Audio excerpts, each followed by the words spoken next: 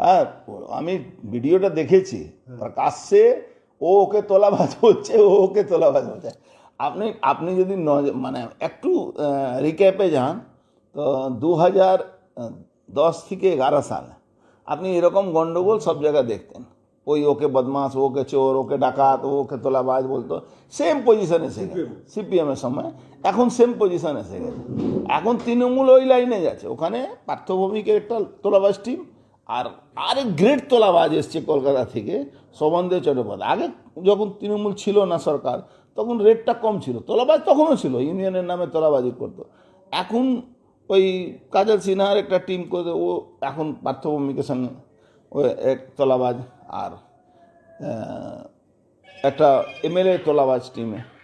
আপনি দেখেছেন তো, এমএলএ তো থানা ঘেরাও করেছিল, মিনিস্টার হয়ে থানা ঘেরাও।